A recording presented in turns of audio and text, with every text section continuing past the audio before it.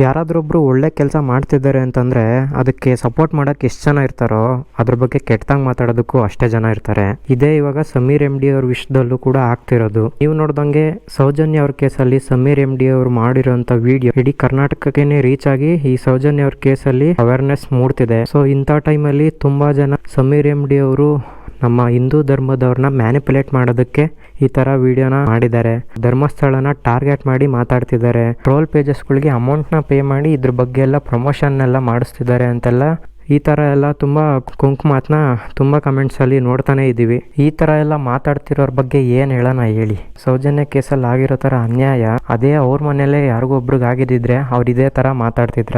ಇದೇ ಥರ ಯಾರಾದರೂ ಮುಸ್ಲಿಂ ಹುಡುಗ ಬಂದು ಆ ಅನ್ಯಾಯದ ಮೇಲೆ ವಾಯ್ಸ್ ರೈಸ್ ಮಾಡ್ತೀನಿ ಅಂದಾಗ ನೀವು ಇದೇ ಥರ ಕೊಂಕು ಮಾತಾಡ್ತಿದ್ರಾ?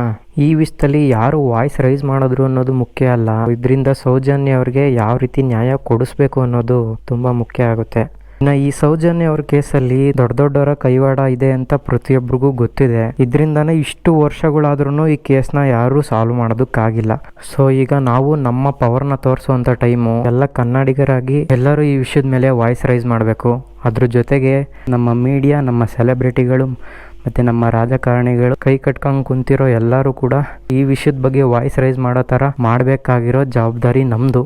ಸೊ ಇನ್ನು ಕೊನೆಯಲ್ಲಿ ಒಂದು ಕ್ಲಾರಿಟಿ ಕೊಡೋದಕ್ಕೆ ಇಷ್ಟಪಡ್ತೀನಿ. ಹಾಗಾದರೆ ಇಡೀ ಕರ್ನಾಟಕದಲ್ಲಿ ಸೌಜನ್ಯ ಅವ್ರ ಕೇಸ್ ಒಂದೇನಾ ಈ ಥರ ಆಗಿರೋದು ಅಂತ ಕೇಳಿದ್ರೆ ನಿಜವಾಗ್ಲೂ ಅಲ್ಲ. ಬಟ್ ಯಾಕೆ ಸೌಜನ್ಯ ಅವ್ರ ಕೇಸಲ್ಲಿ ಇಷ್ಟೊಂದು ಸೀರಿಯಸ್ ಆಗಿದ್ದೀವಿ ಅಂತಂದರೆ ಸೌಜನ್ಯ ಅವ್ರಿಗೆ ನ್ಯಾಯ ಸಿಗೋದ್ರಿಂದ ಅಲ್ಲಿ ಧರ್ಮಸ್ಥಳದ ಸುತ್ತಮುತ್ತ ಆದಂಥ ಎಷ್ಟೋ ಫ್ಯಾಮಿಲಿಗಳಿಗೆ ನ್ಯಾಯ ಕೊಡಿಸ್ದಂಗೆ ಆಗುತ್ತೆ.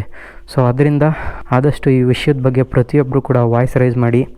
ಯಾರು ಏನೇ ಹೇಳಿದ್ರು ತಲೆ ಕೆಡಿಸ್ಕೊಬೇಡಿ. ವ್ಯೂಸ್ಗೋಸ್ಕರ, ಫಾಲೋವರ್ಸ್ಗೋಸ್ಕರ ಮಾಡ್ತಾರೆ ಅಂತ ಏನು ಬೇಕಾದರೂ ಅಂದ್ಕೊಳ್ಳಿ, ಅದ್ರ ಬಗ್ಗೆನೂ ತಲೆ ಕೆಡಿಸ್ಕೊಬೇಡಿ. ಈ ವಿಷಯದ ಬಗ್ಗೆ ಪ್ರತಿಯೊಬ್ಬರು ಕೂಡ ವಾಯ್ಸ್ ರೈಸ್ ಮಾಡಿ.